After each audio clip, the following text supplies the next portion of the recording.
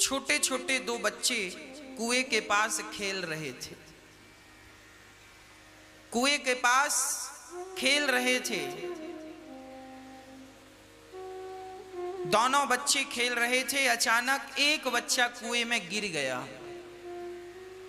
संयोग यह था कि कुएं में पानी जरा कम था। वो जो बच्चा कुएं में गिरा वो चिल्लाया, मित्र बचाओ।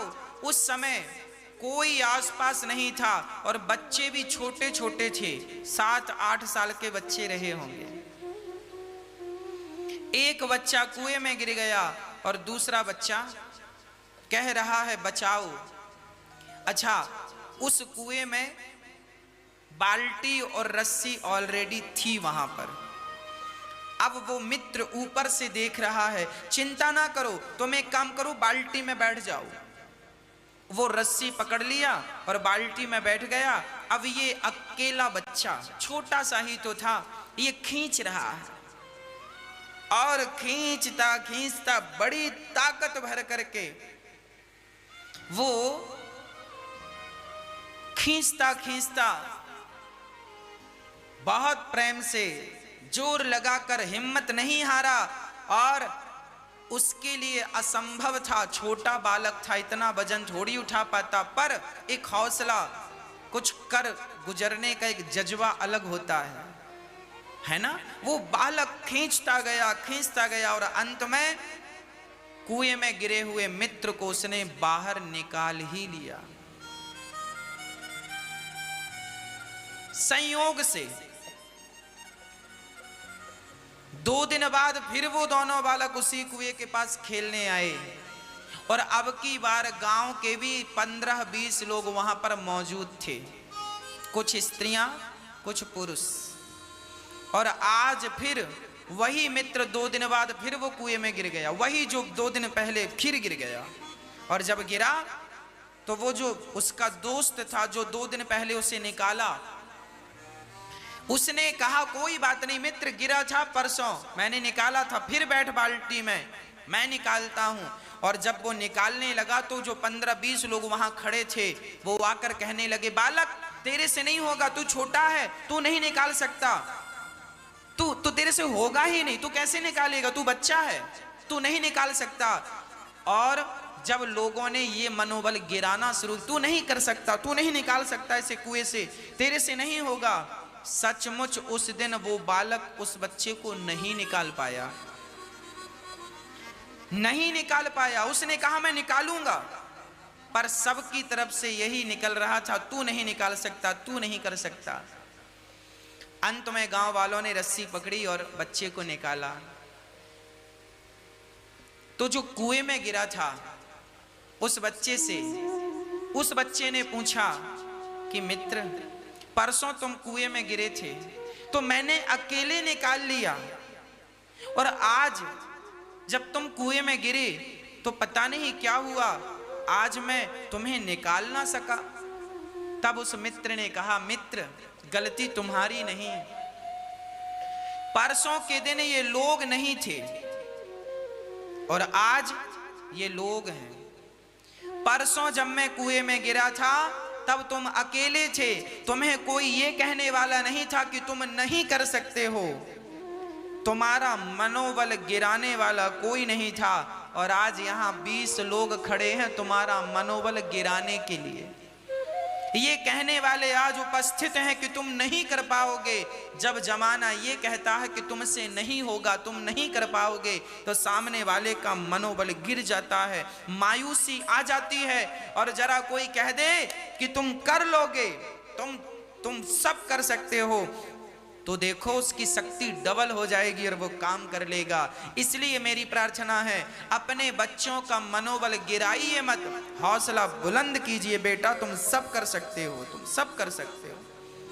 Nothing is impossible, everything is possible. क्या संभव है आज की युवा पीढ़ी के लिए, क्या संभव है आपके लिए? बस वो लोग आसपास नहीं होने चाहिए जो ये कहने वाले हों कि तुम नहीं कर पाओगे। हौसला गिराने वाले लोगों से बचिएगा, इसी को कहते हैं कुसंगति। सत्संग कौन है? सत्संग क्या है? जो लोग आपको पॉजिटिव एनर्जी से भर दें, सकारात्मक सोच से भर दें, वह आपके सत्संगी हैं। और जो आपसे कहते हैं तुम ये नहीं कर पाओगे, तुमसे ये नहीं, कई बार आप कहते हैं मैं फैक्ट्री डालने वाला हूं, मैं व्यापार करने वाला हूं, मैं बिजनेस करने वाला हूं, आपके दोस्त लोग कह देते हैं तुम नहीं कर पाओगे, तुमसे नहीं होगा। ये वही लोग हैं जिन्हें समाज कुसंग कहता है। ऐसे कुसंग से बचोगे तो आपको सफल होने से कोई नहीं रोक सकता। और यदि ऐसे कुसंग में, कुसंग यही है जो आपको आपका पांव पकड़ के खींचा जाए, आपसे कहा जाए कि तुम नहीं कर सकते। क्यों नहीं कर सकते भैया? इस दुनिया में क्या काम ऐसा है, मुझे बताओ क्या काम है जो हम नहीं कर सकते? एक बार हनुमान जी ने समुद्र को छलांग लगा के पार किया था। और आपको पता होना चाहिए वीर सावरकर भी एक ऐसे व्यक्ति थे, वीर सावरकर ऐसे व्यक्ति थे जो समुद्र को पार किए थे। इतिहास साक्षी है। एक हनुमान जी ने समुद्र को पार किया था और एक वीर सावरकर ने समुद्र को पार किया था। समुद्र को बीच में वो नाव से छलांग लगा के कूद गए थे, है ना, काले पानी में, काला पानी में, और वहां कूद करके अपनी जान, अंग्रेजों के चंगुल में फंसे हुए थे और वो नाव काट करके कूद गए और बीच समुद्र में, काला पानी बीच समुद्र में, वहां से समुद्र के भीतर भीतर वो वीर सावरकर समुद्र पार कर गए। हौसला, आप क्या, कल्पना चावला चांद तक चली गई, लोग मंगल ग्रह तक चले गए, लोगों ने इतनी तरक्की कर ली। जापान और चाइना जैसे देशों ने अपने देश को इतना समृद्धवान बना लिया, इतनी तरक्की कर गए।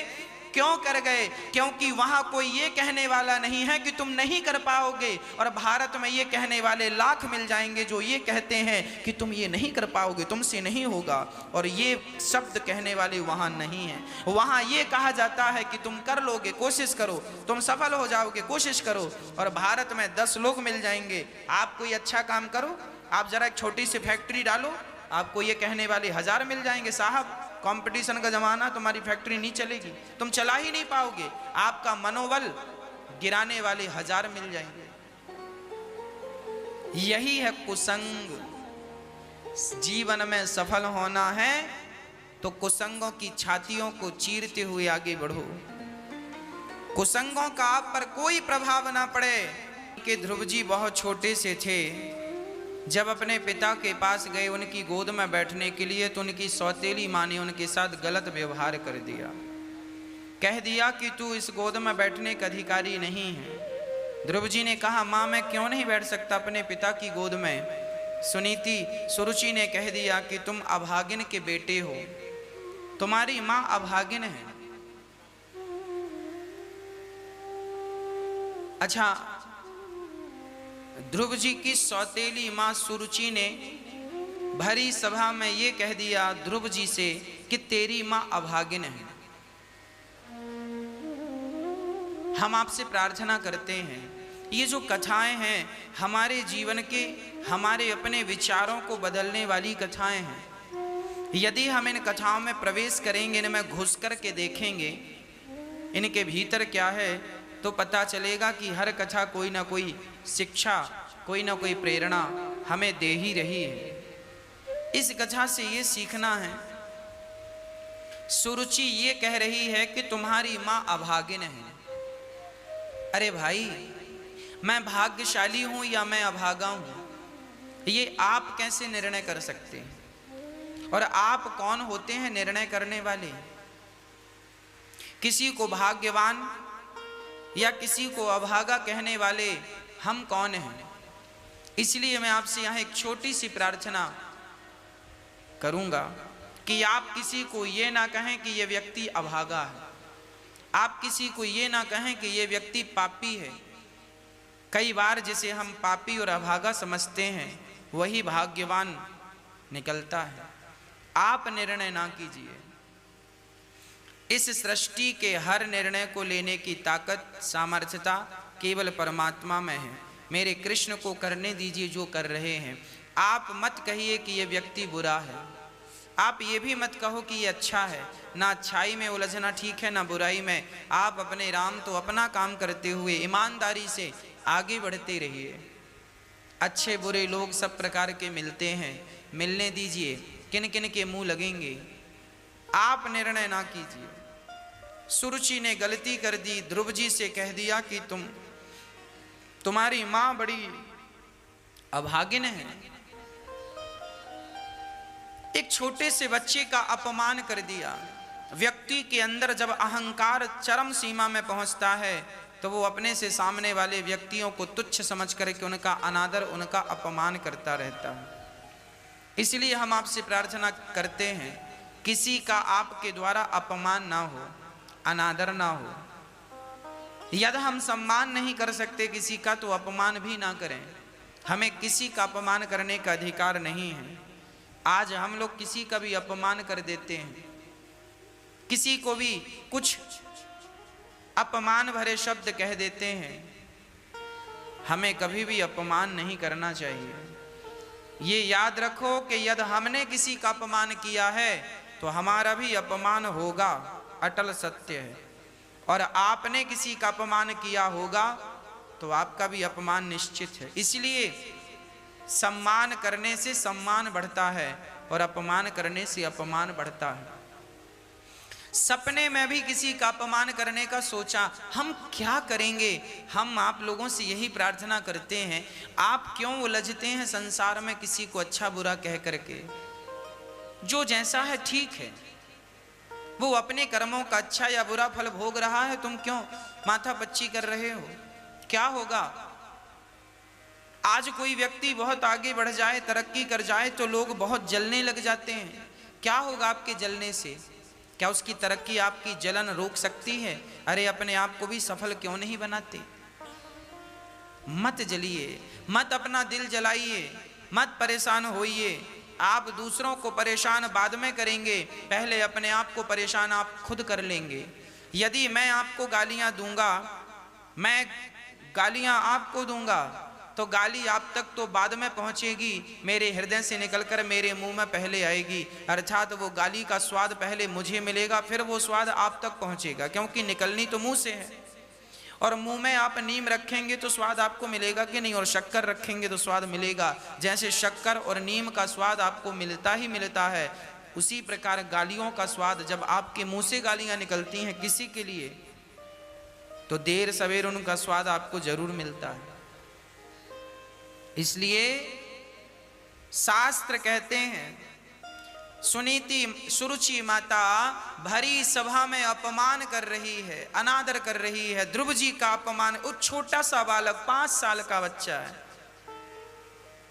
जलन ध्रुव जी की मां से है, जलन ध्रुव जी से है। भरी सभा में सुरुचि अपमान किए जा रही है, अनादर किए जा रही है, ये तो ठीक नहीं है।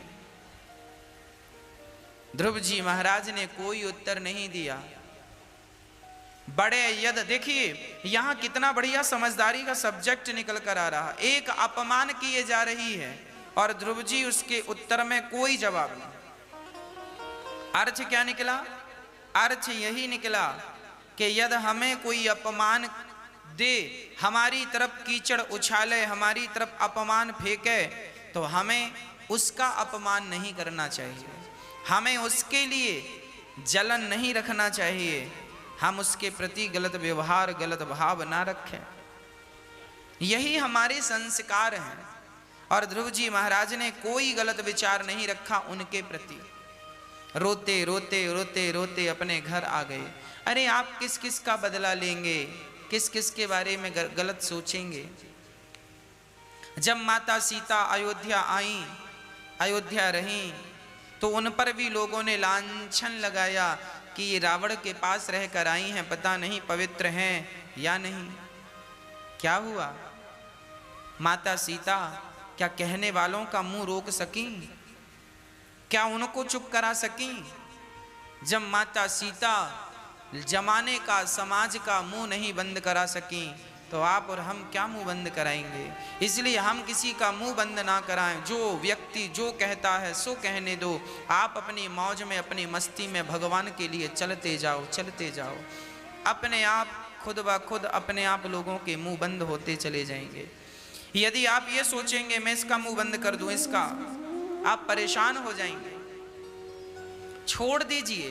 अरे भैया, लोगों के पास कोई काम नहीं है, सब बेरोजगार बैठे हैं, कोई रोजगार नहीं है। अब बेचारे फ्री बैठे हैं तो क्या करेंगे? यही करेंगे, किसी की निंदा करेंगे, किसी की चुगली करेंगे, किसी की आलोचना करेंगे। इसलिए कहता हूं आप अपने आप को बचा लीजिए इस बुराई से। बस जमाना क्या कर रहा है उसकी परवाह आप ना कीजिए। ये युग धर्म है, ये कलयुग चल रहा है। इस कलयुग में ये चीजें बढ़कर ही समाज को मिलेंगी, बढ़कर ही आएंगी। इसलिए इन चीजों से आपको ही बचना होगा। जब पानी बरसता है तो बरसते हुए पानी को आप रोक नहीं सकते, पर छतरी लगा करके आप अपना बचाव कर सकते हैं। उसी प्रकार आज समाज की इस कुरीति को, कुसंग को आप रोक नहीं सकते, पर ज्ञान का, समझदारी का छाता लगा करके आप अपना बचाव कर सकते हैं। आप अपना बचाव कर लीजिए। जब आप अपना बचाव करेंगे तो काम बन जाएगा। इसलिए ध्रुव जी महाराज रोते रोते जब अपने घर गए तो उनके मां ने हाथ फेरते हुए कहा, बेटा क्या हुआ, बहुत रो रहा है। ध्रुव जी ने कहा, मां मेरा अपमान कर दिया। किसने? मेरी सौतेली मां ने, सुरुचि ने। सुनीति ने कहा, बेटा अपमान कर दिया सो कोई बात नहीं, तू उनके प्रति कोई गलत भाव ना सोचना, उनके प्रति कोई गलत व्यवहार ना करना। जो उनका काम था उन्होंने कर दिया, पर तुम्हारा ये संस्कार नहीं है कि तुम भी उनके प्रति गलत सोचो। ध्रुव जी ने मां से कहा, 5 साल के तो थे, मां सच बताओ, मां क्या मैं अभागा हूं? क्या मैं अभागा हूं मां? क्यों बेटा? उस मां ने कहा तू अभागा है। तब मां ने कह दिया, सत्यम सुरुच्या विहितम भवान में यद दुर्भगाया उदरे गृहीतः। बेटा सच कहा है तेरी माँ ने, तू अभागिन का बेटा, मैं अभागिन हूं। यद भाग्यशाली होती तो तुझे तेरे पिता की गोद में ना बैठा देती, पर तेरी माँ कितनी अच्छी है देख। तू अपने पिता की गोद में बैठने गया था ना बेटा ध्रुव, अपने पिता की गोद में नहीं बैठ सका ना। अब मैं तुझे परम पिता का पता बताती हूं, उनकी गोद में बेटा बैठ जाएगा ना तो फिर किसी की गोद में बैठने की जरूरत नहीं पड़ेगी। वो भगवान की गोद में जो बैठ जाता है, उस परम पद को जो प्राप्त कर लेता है, फिर वो सबसे बड़ा हो जाता है। तेरे पिता, तेरे पिता के पिता, तेरे पिता के पिता के पिता भी उस गोद में ना बैठ पाए, तू उस गोद में बैठने की तैयारी कर। देखिए माँ का क्या मोटिवेशन है बच्चे के लिए। माँ अपने बच्चे को क्या कह रही है? माँ अपने बच्चे का हौसला गिरा नहीं रही है। माता पिता को चाहिए कि आप अपने बच्चों का हौसला कभी गिराएं नहीं, कभी ना गिराएं। बच्चों का हौसला कभी मत गिराइए। बच्चे कहते हैं हमें ये करना है, आप समझ लीजिए, आप सदा बच्चों को वही समझाएं जो सब प्रकार से बच्चों के लिए बेहतर है। बच्चा कह रहा है कि हमें ये नौकरी करनी है, तो आप अपने बच्चों को ये समझाएं, बेटा ये वाली नौकरी क्यों, ठीक है ये तो कर लेना, पर तुम इस नौकरी से भी ज्यादा योग्य हो, इससे भी बेहतर नौकरी तुम्हें करनी है। यदि तुम आज 50,000 रुपए महीने में कमाते हो, तो आप अपने बच्चों को ये जरूर कहो, बेटा जितनी ईमानदारी से तुम 50,000 कमा रहे हो, उतनी ही लगन और उतनी ही ईमानदारी से तुम 1 लाख रुपए महीने भी कमा सकते हो। अपना माइंड और तेज चलाओ। क्या कर सकते हो, अपने फील्ड में कैसे आगे बढ़ सकते हो, बढ़ो, आगे जाओ। 50,000 नहीं, लाख कमाओ और अच्छा करो। अच्छा कर रहे हो, इसे और बेहतर करने की कोशिश करो। फिर देखो, जब हर प्रकार से परिवार, देखिए व्यक्ति अपनों से ही बनता है और अपनों से ही टूटता है। हमें पड़ोसियों की गालियों का कोई असर नहीं होता, पड़ोसियों की गालियों की कोई परवाह भी तो नहीं होती, पर जो अपने हैं, अपना परिकर है, अपने लोग हैं, जिनसे अपना रिश्ता है, संबंध है, यदि वो नाराज हो जाएं, वो गालियां देने लग जाएं, वो कुछ कहने लग जाएं, तो व्यक्ति फिर उल्टा सोचने, अपने लोग ऐसा कह रहे हैं, व्यक्ति अंदर से टूटने लग जाता है, उसका हौसला डाउन होता जाता है। इसलिए मैं प्रार्थना करता हूं, पति के लिए पत्नी, जानते हो कौन है? पति के लिए उसकी पत्नी उसकी जीवन संगनी, उसकी सफलता का सबसे बड़ा सूत्र होती है। कई बार आप लोगों ने सुना होगा ये बात कि किसी पुरुष को सफल बनाने में किसी न किसी स्त्री का हाथ जरूर होता है। अब आप समझेंगे कि स्त्री का हाथ किस प्रकार से हो सकता है, मैं आपको समझाता हूं। हर पुरुष के पीछे कोई ना कोई स्त्री होती है उसे सफल बनाने वाली। वो स्त्री कौन है? आपकी पत्नी हो सकती है, आपकी माँ हो सकती है, आपकी बहन हो सकती है, आपकी बेटी हो सकती है। वो स्त्री कोई भी हो सकती है, आपकी माँ, आपकी बेटी, आपकी बहन या फिर आपकी पत्नी, जीवन संगनी। जब पति काम पर जाता है, छोटी सी दुकान करता है, छोटा सा बिजनेस करता है, जब वो घर आता है, पत्नी पूछती कैसा रहा आपका काम? पति कहता है कोई सार नहीं निकला, बहुत पैसा लगाया पर कोई मजा नहीं आ रहा है, अच्छा चला नहीं, फैक्ट्री बढ़िया चल नहीं रही है, दुकान बढ़िया चल नहीं रही है।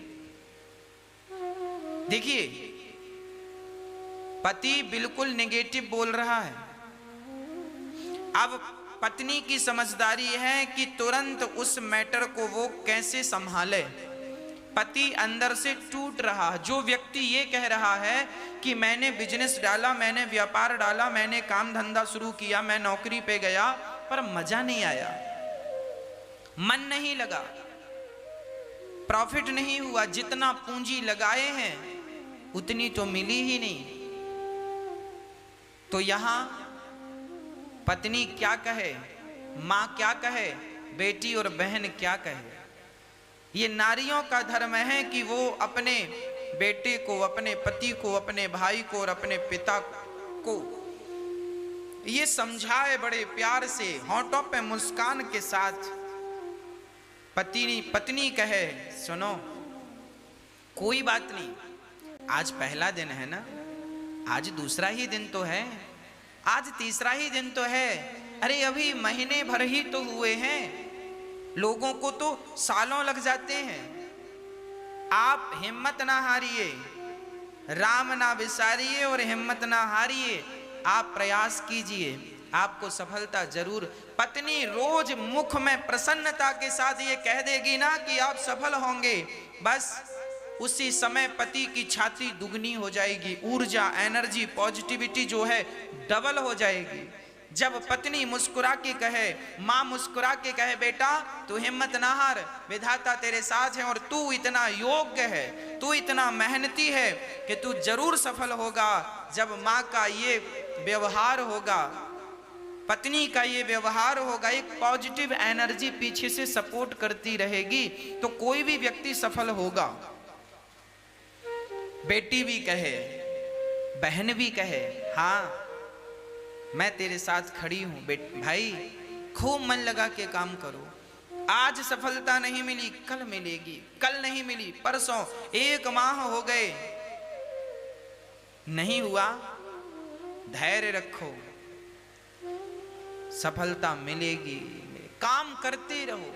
आज दुकान नहीं चली कल चलेगी, कल नहीं चली परसों चलेगी जरूर। ईश्वर पर विश्वास रखो, अपनी मेहनत पर भरोसा रखो, परमात्मा का धन्यवाद देते रहो, जो मिल रहा है उसमें संतोष रखते चलो। ईश्वर एक ना एक दिन, भाई समय तो लगता है, समय लगता है। आम का पेड़ आज लगाया है तो कल ही तो आम नहीं होगा। आम की फसल को आने में भी 5 वर्ष लग सकता है, 4 वर्ष लग सकता है। आज के आज नहीं, धैर्य। और वो धैर्य कौन देता है? धर्म पत्नी, माँ, बेटी या बहन। यही है पुरुष की सफलता के पीछे स्त्री का हाथ। अब कुछ स्त्रियां ऐसी होती हैं, पुरुष ने कहा अरे मजा नहीं आया, सफलता नहीं मिली, काम बना नहीं, बड़ा उदास है। पति उदास है तो पत्नी भी उदास हो गई। ओहो माथा रोने हो, अब तो बड़ा नुकसान हो गया। सबको फोन लगा के सुनो जी हमारे पति ने काम डाला था, वो काम चला नहीं, नुकसान हो गया। सारे घर में डिंडोरा पीट दिया, काम चला नहीं, नुकसान हो। पति परेशान था, परेशान तो वो था ही, अब पत्नी और रोने लग गई। अब पत्नी रोएगी तो पति का जो मनोबल था वो तो डाउन ही होगा ना। इसलिए स्त्री को कभी भी अपने पति का मनोबल गिराना नहीं चाहिए, पति का मनोबल सदा बढ़ाना चाहिए। जो स्त्री, जो माँ अपने बच्चों का, अपने पति का मनोबल बढ़ाती हैं, जो माँ बाप बच्चों का मनोबल बढ़ाते हैं, वो बच्चे भी सफल होते हैं और वो परिवार सारा सुखी रहता है। और जो हार जाते हैं, पत्नी भी नेगेटिव है, पत्नी भी कह रही है नहीं हो पाएगा आपसे, आप कर ही नहीं पाओगे। अब लो, माता सुनीति ने कहा बेटा जा, उस परमात्मा की गोद में जाकर बैठ जा जिसकी गोद में बैठने के लिए आज तक तेरे पिता, तेरे दादा तैयार ना हुए। जा। ध्रुव जी ने कहा मां कैसे मिलेगी वो गोद? ध्रुव जी से मां ने कहा बेटा तपस्या करनी पड़ेगी। कैसे तपस्या करूं मां? जा, तुझे सच्चे गुरु मिल जाएंगे और वो गुरु तुझे मार्गदर्शन, तेरा मार्गदर्शन करेंगे। जा। चले ध्रुव जी महाराज, रास्ते में नारद जी मिल गए। नारायण नारायण। नारद जी को लेट कर नारद जी को प्रणाम श्री ध्रुव जी ने किया। आप अपने जीवन में संतों का सम्मान करने लग जाइए। बस आप अपने से बड़ों का आदर कीजिए। हमसे बड़ा कोई भी हो उम्र में, हमें उसका अपमान कभी नहीं करना चाहिए। ये हमारे संस्कार हैं। हमें अपने से बड़ों का कभी अनादर नहीं करना चाहिए। हम कितने भी बड़े पद में हो, हम कितने भी बड़े पद में हों, पर हमारा स्वभाव ऐसा हो कि हम अपने से बड़ों का अपमान ना करें। सम्मान नहीं कर सकते तो अपमान करने की भी सोच नहीं रखनी चाहिए। अपने से बड़ों का खूब सम्मान कीजिए, खूब सम्मान कीजिए। कोई भी हो, किसी भी जात का हो, बस अपने से बड़ों का आदर कीजिए। नारद जी मिले तो ध्रुव जी लेट कर प्रणाम किए। संत मिल जाएं, ब्राह्मण मिल जाएं, माता पिता मिल जाएं, गौ माता मिल जाएं, कोई भगवान के भक्त मिल जाएं तो इनको जरूर प्रणाम करना चाहिए। इन सभी को जरूर प्रणाम करना चाहिए, जरूर प्रणाम करना चाहिए। इनको प्रणाम करने से आयुर विद्या यशो बलम, आयु विद्या यश और बल चारों चीजें बढ़ती हैं। अभिवादन शीलस्य, अभिवादन अर्थात इनको झुकने से, इनको प्रणाम करने से आयुर्विद्या यशो बलम, 4 चीजें बढ़ती हैं। सदा झुकती रहिए अपने से बड़ों के चरणों में, सदा नम्रता का भाव रखिए। क्या अपमान करना है। आज हम देखते हैं कोई थोड़ा सा पद पा जाए, थोड़ी सी प्रतिष्ठा पा जाए, तो वो लोगों का अपमान करने लगते हैं, अनादर करने लग जाते हैं। अपनी पदवी की, अपने पदवी का, अपने पद का अहंकार सबको दिखाते हैं। मैं पद में हूं, मैं अफसर हूं, सबका अपमान, सबको रौंदते हुए आगे बढ़ जाते हैं। अभी आप लोगों ने टीवी पर, न्यूज चैनलों पर और व्हाट्सएप फेसबुक में एक वीडियो देखी होगी। एक डीएम साहब हैं, एक डीएम साहब शादी चल रही थी और एक डीएम साहब चले गए। ए भाई बंद करो शादी, शादी बंद करो। दुल्हे की मां ने लेटर दिखाया, डीएम साहब आपकी परमिशन हमारे पास है। डीएम साहब ने अपना ही लेटर फाड़ दिया, उनके मुंह पर फेंक दिया। दुल्हा दुल्हन बैठे हैं, उनके पास जाकर के दुल्हे को अपमानित करना, उनको गलत शब्द कहना, उनको स्टेज से नीचे उतार देना। अरे वो अपनी जिंदगी बसाने जा रहे थे, आप ही खड़े होकर के वरमाला करा देते, जयमाला करा देते। क्या ये इंसानियत का परिचय था? बड़ी पोस्ट में पहुंच जाना अलग विषय है और संस्कारवान होना अलग विषय है। बड़ी बड़ी पोस्टों में बैठ तो गए हैं लोग, पर उन्हें उनके माँ बाप ने संस्कार रत्ती भर नहीं दिए। रत्ती भर संस्कार दिए होते तो अपने पद का इस प्रकार समाज दुरुपयोग ना करती। ये जो पद है, प्रतिष्ठाएं हैं, ये सदुपयोग के लिए होती है, दुरुपयोग के लिए नहीं। पंडित जी बेचारे विवाह पढ़ने गए और डीएम साहब ने पंडित जी को एक थप्पड़ जमा दिया। उस वीडियो में मैंने देखा। क्या बिगाड़ा था पंडित जी ने आपका? एक थप्पड़ मार दिया। आपके माँ ने, आपके पिता ने आपको पढ़ाया नहीं, शिक्षा नहीं दी, संस्कार नहीं दिए डीएम साहब कि अपने से बड़ों का सम्मान किया जाता है। आप जिनको बेइज्जत कर रहे थे उनमें आपसे उम्र के बड़े लोग भी थे। अपने पद में इतना अहंकारी हो जाता है व्यक्ति, सब कुछ भूल जाता है। इसलिए कहता हूं, पैसा बाद में कमाना, पहले संस्कार कमा लो। संस्कार बना लोगे, ये स्थितियां उत्पन्न ना होंगी। पहले के लोग भी बड़े बड़े पोस्टों में हुआ करते थे, पर अपने संस्कारों को याद रखा करते थे। मैं बड़ी पोस्ट पर हूं, इसका अर्थ ये थोड़ी के दीन दुखियों को, जरूरतमंदों को रौंदता हुआ आगे बढ़ता रहूं। अरे गलती सबसे होती है, हमसे होती है, आपसे होती है। इसका अर्थ ये तो नहीं कि आप किसी को थप्पड़ मार देंगे। थप्पड़ बस नहीं मारा, लात भी मार दिया। दुल्हे को बेइज्जत कर दिया, दुल्हन को भी बेइज्जत कर दिया। चलो यहां से। क्या अभद्रता है ये? आप पढ़े लिखे हैं, अब समाज संसार, अब मुझे बताओ, क्या यही पढ़ाई लिखाई है? क्या इसी का नाम शिक्षा है? आप डीएम हैं, इतने बड़े पद में हैं और आप सबका अपमान कर रहे हैं। अरे आप डीएम मतलब राजा है, राजा मतलब वो प्रजा की रक्षा करने वाले को राजा कहते हैं। आपका कर्तव्य है कि आप अपनी प्रजा को रक्षित करें, उनकी सुरक्षा करें। गलती कर रहे हैं तो प्यार से समझाओ। क्या आपका बेटा गलती नहीं करता? क्या आपकी पत्नी गलती नहीं करती? क्या आप गलती नहीं करते? करते हैं।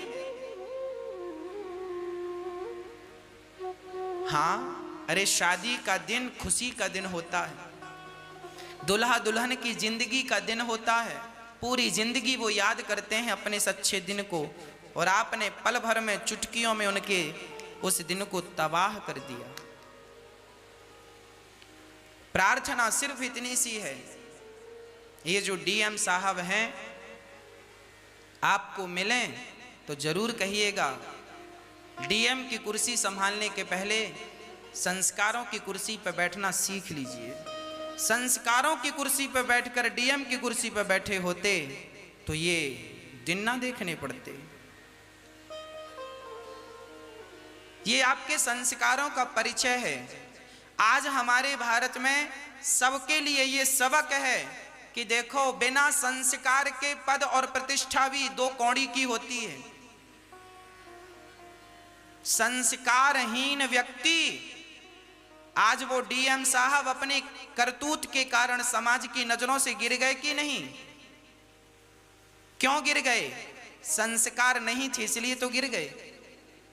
इसलिए कहता हूं, संस्कार व्यक्ति सर्वत्र पूज्य होता है। संस्कार व्यक्ति गांव में रहे या शहर में रहे, सर्वत्र पूज्य होता है। और संस्कारहीन व्यक्ति कहीं भी रहे। इसके लिए एक श्लोक है, माता शत्रु पिता वैरी ये न वालो न पाठिता न शोभते सभा मध्य हंस मध्य बको यथा। जैसे हंसों की शोभा में, जैसे हंसों की सभा में कौआ शोभा नहीं पाता, उसी प्रकार संस्कारवानों की सभा में ऐसे डीएम संस्कारहीन जैसे जो ये थे, इन जैसे शोभा नहीं पाते। संस्कारवान लोग कौन हैं? जो अपने से बड़ों का सम्मान करते हैं। संस्कारहीन वो हैं जो समाज का इस प्रकार अपमान करते हैं। इसलिए हम किसी का अपमान ना करें, अरे सम्मान करना सीखें। अपमान करना तो कुत्ता बिल्ली भी जानते हैं, हमें देखकर तो कुत्ते भी भौंक दिया करते हैं, हमें देखकर बंदर भी झपट्टा मार दिया करते हैं। अरे अपमान करना तो बंदर भालू पशु पक्षी भी जानते हैं, पर इंसान बनाया है विधाता ने, सम्मान किया कीजिए, सम्मान किया कीजिए। अपने पद की, अपने प्रतिष्ठा की इतनी गर्मी मत दिखाओ साहब। गर्मी तो सूर्य भगवान की भी नहीं रहती। सुबह आते हैं, दोपहर को गर्म होते हैं, शाम ढलते ढलते सूर्य की गर्मी भी समाप्त हो जाती है। गर्मी तो सूर्य भगवान की नहीं टिकी तो तुम्हारी और हमारी गर्मी क्या टिकेगी? गर्मी तो रावण की नहीं टिकी, अहंकार तो रावण का नहीं टिका, तुम्हारा और हमारा अहंकार भला कैसे टिकने को रहा? इसलिए कहता हूं, मां अपने बच्चों को डीएम बनाइएगा। आप अपने बच्चों को बड़े बड़े पद और प्रतिष्ठा में भेजिएगा, प्रतिष्ठित व्यक्ति बनाइएगा। ऊंचे ऊंचे पदों पे हमारे बच्चे जाएं, पर संस्कारवान होकर जाएं। संस्कार बहुत जरूरी है। ध्रुव जी महाराज के संस्कार ऐसे थे, नारद जी मिले, लेट कर प्रणाम करते हैं, लेट कर प्रणाम करते हैं। जब लेट कर प्रणाम किया तो नारद जी प्रसन्न हो गए, वाह आप उत्तम हैं, उत्तम हैं आप। बोलो बेटा कहां जा रहे हो? कह दिया भगवान को प्राप्त करने जा रहा हूं। बताओ भगवान कहां मिलेंगे? नारद जी ने कहा बेटा भगवान कहां नहीं है। तो ध्रुव जी ने कहा भगवान सब जगह हैं तो मुझे दिखते क्यों नहीं? बताओ भगवान क्यों नहीं दिखते? ये प्रश्न कई बार हमें परेशान करता है। ईश्वर हैं तो दिखते क्यों नहीं? भगवान को देख लेना कठिन नहीं है, भगवान से मिल लेना कठिन नहीं है, पर भगवान से मिलने की स्थिति तक पहुंचना कठिन है। भगवान से मिलने की स्थिति तक पहुंचना कठिन है।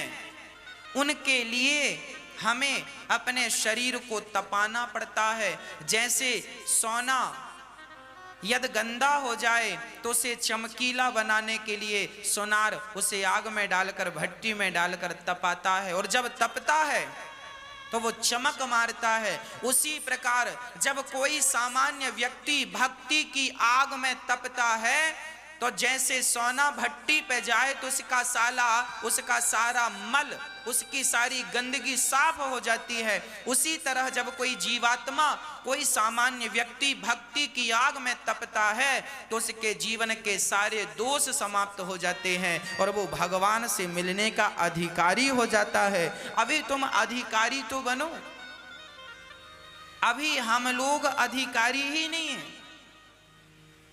कैसे अधिकारी हो जाएंगे?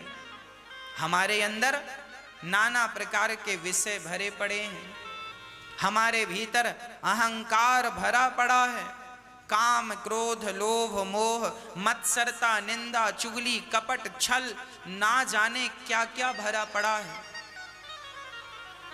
हाँ, इसलिए मेरी एक छोटी सी प्रार्थना है कि भगवान का दर्शन कठिन नहीं है, भगवान से मिलना कठिन नहीं है, भगवान से मिलने के योग बनना कठिन है।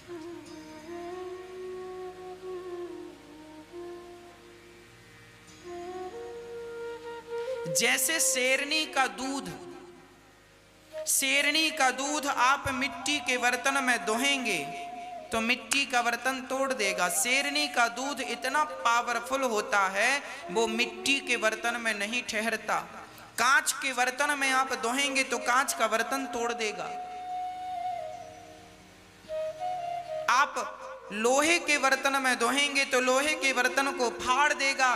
स्टील के बर्तन को आप ले जाएंगे तो शेरनी का दूध स्टील के बर्तन में भी नहीं ठहरता। शेरनी का दूध ठहरता है तो केवल सोने के स्वर्ण के गोल्ड के बर्तन में। गोल्ड का स्वर्ण का पात्र हो तो शेरनी का दूध ठहरता है। अरे भाई, शेरनी का दूध रखना हो तो पात्र सोने का चाहिए। उसी प्रकार जिस हृदय में भगवान को बसाना हो वो हृदय कैसा हो? क्या हम ईश्वर को धारण करने के पात्र बन गए हैं? क्या योग्य बन गए हैं? इसलिए कहते हैं पहले अपने आप को योग्य बनाओ, पहले अपने आप को पात्र बनाओ। जब अपने आप को पात्र बनाओगे तो शेरनी का दूध अर्थात परमात्मा की कृपा अपने आप आकर के आपके पात्र में ठहर जाएगी। परमात्मा तो आज भी हमें मिल जाते हैं, पर हम उन्हें देखने की पहचानने की भला सामर्थ्यता कहां रखते हैं।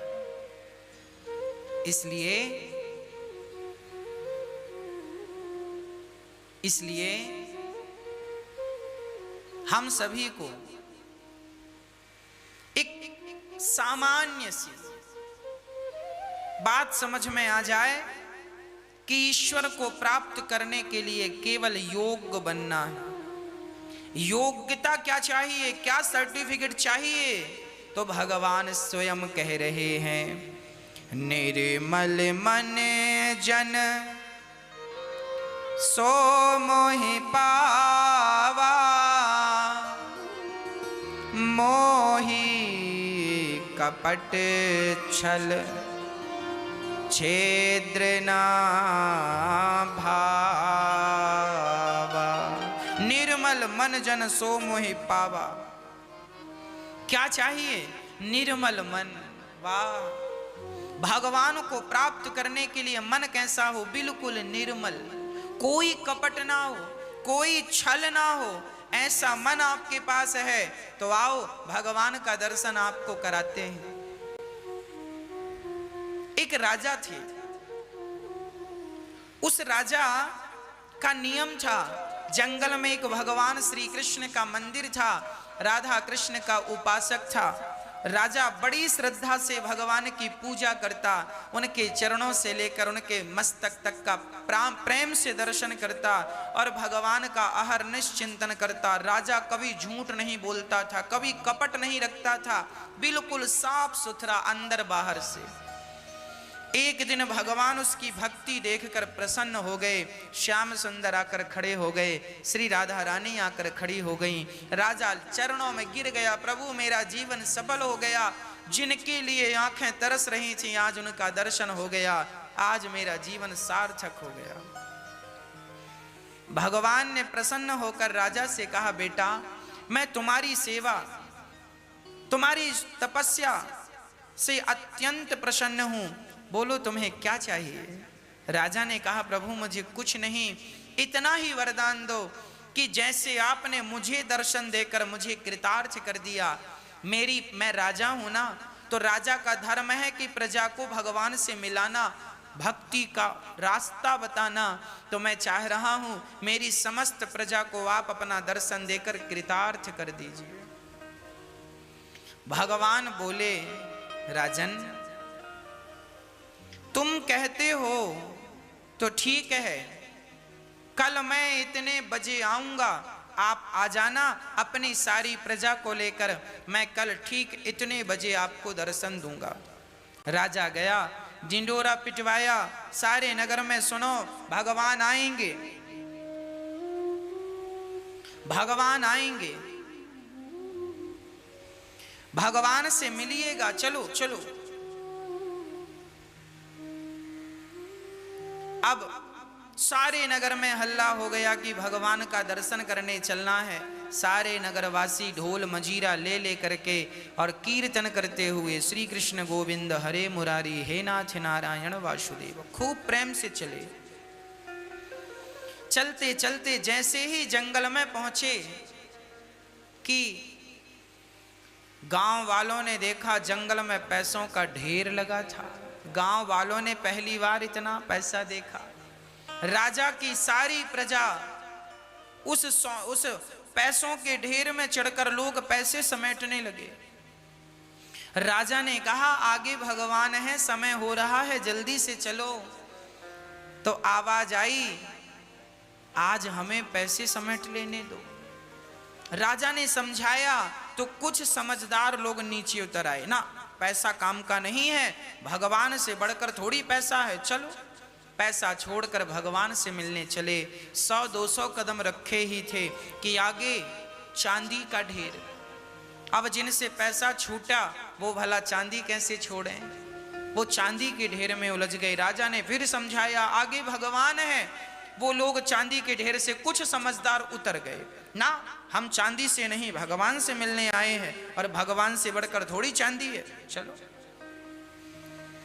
300-400 कदम आगे रखे थे कि आगे सोने का ढेर। आहा, सोने का ढेर, सोने का ढेर।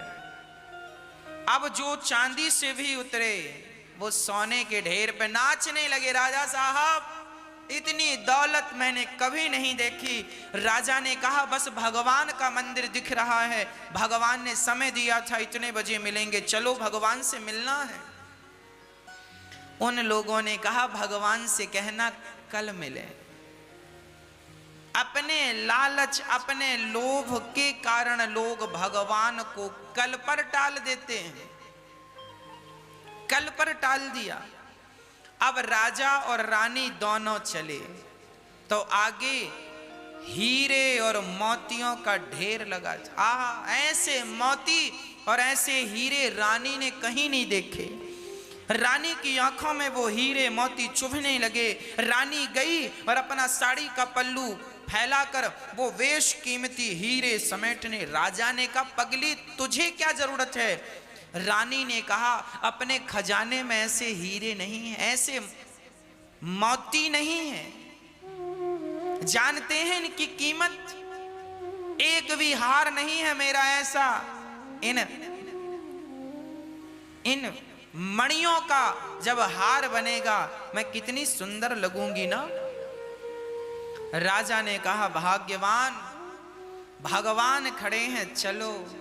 रानी ने कहा तुम ही मेरे भगवान हो, पति भगवान है, जाओ भगवान से मिलकर आओ। जब तक मैं यहाँ देखती हूँ कोई आएगा नहीं, ये पूरा हीरे का ढेर मेरा है, सिर्फ मेरा। समय हो रहा था, राजा तुरंत वहां से गए और भगवान का दर्शन किया। भगवान ने कहा तुमने तो कहा था सारी प्रजा को लाओगे, प्रजा कहाँ है। राजा रोता हुआ बोला प्रभु सारी प्रजा चली थी आपका दर्शन करने के लिए, सारे लोग चले थे आपका दर्शन करने के लिए, पर रास्ते में सबके सब उलझते चले गए। रास्ते में सबके सब उलझते चले गए। कहाँ उलझ गए? बोले कोई पैसों में उलझ गया, कोई सोना और चांदी में उलझ गया, तो कोई हीरे और मोती में उलझ गया। जो उलझ गया था इन हीरा मोती सोना चांदियों में वो भगवान तक नहीं पहुंचे, और जो राजा नहीं उलझा वो देखो भगवान के सामने खड़ा हो गया। सिंपल है, हम और आप ही वो लोग हैं जिनसे मिलने को भगवान बिल्कुल तैयार हैं, पर आप हीरा मोती सोना चांदी का मोह और लोभ और इनकी ममता छोड़ें तो भगवान मिलें। अब भगवान मिलने को तैयार हैं, पर सोना चांदी हीरा मोती का मोह छूटता कहाँ है? ये छूटे तो भगवान आज मिल जाए, ये नहीं छूटता, इसलिए भगवान को पाने में विलंब हो रहा है। ना जाने कितने जन्म लग गए, अभी तक ना भगवान मिले और ना ही मन बना। क्यों? क्योंकि मन संसार के खूंटे से बंधा हुआ।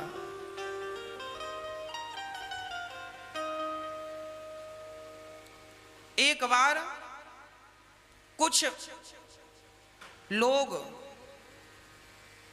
भांग का नशा करके नाव पर बैठे और शाम के समय नदी पर नाव थी, नाव पर बैठे और बड़े प्रेम से भांग के नशे में सारे भंगेड़ियों ने पूरी रात नाव चलाई। पूरी रात नाव चली। भंगेड़ियों ने कहा आज हम, वो मथुरा के भंगेड़ी थे, मथुरा में यमुना जी पर नाव थी, नाव में बैठे बोले आज हम यमुना के रास्ते ही प्रयागराज जाएंगे।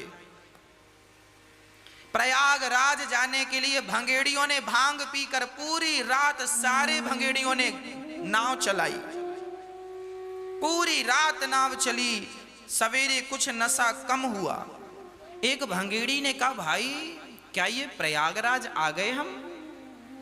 तो वहां कुछ महिलाएं नहा रही थी। उन्होंने कहा ए पागल, पागल और दिमाग खराब हो गया क्या? ये प्रयागराज नहीं, ये मथुरा है।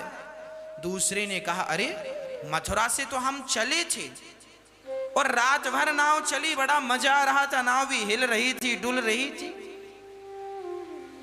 कुछ लोगों ने कहा नाव तो रात भर चली पर रस्सी पर बंधी थी नाव, तुमने खोला नहीं और बंधी नाव को चलाते रहे। नाव चली रात भर पर पहुंची कहीं नहीं, क्योंकि नाव खूंटे से बंधी थी। उसी प्रकार आप और हम सबकी यही दुर्दशा है। हम सभी का मन भी सोना चांदी हीरा मोती के खूंटे से बंधा हुआ है। पति पत्नी पुत्र परिवार के खूंटे से हमारा मन बंधा हुआ है। मन बंधा है संसार में और हम चल रहे हैं भगवान की तरफ। तो भगवान की तरफ चल तो रहे हैं पर मन तो संसार में है। तो बताओ भगवान मिलेंगे कैसे? नाव चली प्रयागराज की तरफ पर बंधी थी खूंटे से, पहुंचेगी कैसे? आज जो लोग भगवान को पाने के लिए चलते हैं उनका चलना गलत नहीं है। विडंबना यह है वो चलते जरूर हैं पर वो अपना मन संसार में बांधे रखते हैं, संसार के लोगों से अटैचमेंट रखते हैं, जुड़े रहते हैं। इसीलिए भगवान की प्राप्ति में कई जन्म लग जाते हैं। आपको पता है मेरा और आपका हजारों बार जन्म हो चुका। आद्य शंकराचार्य भगवान लिखते हैं पुनरपि जननम पुनरपि मरणम पुनरपि जननी जठरे शयनम भज गोविंदम गोविंदम भज मूढ़ मते। ऐ मूढ़ मते, तू कब भगवान का भजन करेगा? और जब तक भगवान का भजन नहीं करेगा, जब तक तेरा मन संसार के खूंटे से नहीं खुलेगा, तब तक तू लाख हाथ पांव चला ले, तुझे भगवत प्राप्ति नहीं हो सकती। इसलिए कहता हूं संसार से जोड़ना है तो तन को जोड़ दो, मन को भगवान से ही जोड़कर रखो। संसार के लोगों को वैसे भी तन की जरूरत पड़ती है, मन की कोई जरूरत नहीं है, पर आप लोग मन ही जोड़ देते हैं संसार से। मन अहर्निश भगवान का चिंतन करता रहे। आप अपनी वाणी का अभ्यास बनाइए। आप ना चाहें तो भी आपके मुख से नारायण आप चलो, आप काम धाम सब करो, सारा काम करो, अपना बिजनेस व्यापार काम धाम घर गृहस्थी सब कुछ करो, पर एक आदत बनाओ कि आपकी जिह्वा से, आपकी होंठों से, आपके मुख से सदा भगवान का नाम निकलेगा। इतनी आदत बन जाए तो भी भगवान की कृपा होनी शुरू हो जाएगी। केवल नाम नारायण श्रीमन्नारायण श्रीमन्नारायण श्रीमन्नारायण श्रीमन्नारायण श्रीमन्नारायण। राधे कृष्ण काम करते रहो और बस राधे कृष्ण राधे कृष्ण राधे कृष्ण राधे कृष्ण राधे काम करते रहो और बस मन में सीताराम सीताराम सीताराम सीताराम सीता। भगवान के ध्यान में आप काम करते हुए भी ध्यान मग्न रहो। जब ये स्थिति आ जाएगी तो हम गृहस्थियों को इसी जन्म में भगवान मिलेंगे, नहीं तो मेरे माँ भैया जी आप अपना बहुत बड़ा नुकसान कर लेंगे, बहुत बड़ा नुकसान कर लेंगे आप अपना। ये मानव का तन एक बार हाथ से चला गया फिर आने का नहीं, फिर आने वाला नहीं। इस शरीर से भगवान को पाया जा सकता है। बताओ कुत्ता बिल्ली के शरीर से तो भगवान को नहीं पाया जा सकता ना। एक शेरनी शिकार खेलने गई, शिकार करने गई तो एक गीदड़ का बच्चा तड़प रहा था, उसकी मां मर गई थी, ये भी भूखा प्यासा मर रहा था। शेरनी को दया आई और शेरनी ने उस गीदड़ के बच्चे को अपने मुंह से पकड़ करके अपनी कुटिया पे ले आई और अपना दूध पिलाकर शेरनी ने उस बच्चे की परवरिश की। पता नहीं शेरनी को क्यों दया आई और वो गीदड़ के बच्चे का पालन करने लगी। उसका शेरनी का भी अपना एक शावक था, अपना बच्चा था और एक बच्चा गीदड़ का ले आई, 2 बच्चे हो गए। दोनों को पाल पोस कर बड़ा किया। एक दिन हाथियों के झुंड ने शेरनी के एरिया में, इलाका में आक्रमण कर दिया। तब शेरनी ने अपने बेटे, उस समय शेर बड़ा हो गया था, शेरनी का बच्चा शावक बड़ा हो गया, शेर बन गया, गीदड़ भी बड़ा हो गया। शेरनी ने अपने बेटे से कहा जाओ हाथी आया है, उजाड़ देगा हमारा घर, जाओ भगाओ इसे। शेर जाने लगा तो गीदड़ बोला माँ मुझे आज्ञा दो, मैं जाऊंगा आज हाथी को लड़कर भगाऊंगा। माँ ने रोका, बेटा तेरे बस का हाथी नहीं है, तू मत जा। पर गीदड़ नहीं माना और गीदड़ गया और हाथी के सामने बोलने लगा भाग जाओ यहां से। हाथी ने कहा गीदड़ की इतनी हिम्मत, हमें धमका रहा है। सूंड से उठाकर पकड़कर घुमाकर जो पटका, नस नस ढीली पड़ गई। गीदड़ लंगड़ाता हुआ आया, शेर का बच्चा हंसने लगा। मां ने मना किया था, नहीं माना, कमर तुड़वा के आ गया। जब शेर का बच्चा हंसा तो गीदड़ के बच्चे को बड़ा बुरा लगा। गीदड़ का बच्चा बोला मां, अपनी शेरनी से कहता है मां ये देखो हम पर हंस रहा है। तो मां ने कहा क्यों हंस रहा है? तो गीदड़ का बच्चा बोला मां क्या मैं हाथी का शिकार नहीं कर सकता था? मैं गया था लड़ने पर हाथी ने उठाकर पटक दिया। तब शेरनी ने पुचकारते हुए कहा बेटा तूने दूध तो शेरनी का पिया है, मेरा पिया है, पर तू है गीदड़ का बच्चा। और आज तक के इतिहास में कभी गीदड़ों ने हाथी का शिकार नहीं किया। हाथी का शिकार जब किया है किसी ने तो केवल शेर के बच्चे ने हाथी का शिकार किया है। जैसे शेर का बच्चा ही हाथी का शिकार कर सकता है, उसी प्रकार मनुष्य ही केवल भगवान का शिकार कर सकता है, अर्थात मनुष्य ही भगवान को प्राप्त कर सकता है। अन्यथा 84 लाख योनियों में कोई भी योनि ऐसी नहीं है जो भगवान की भक्ति करके भगवान को प्राप्त कर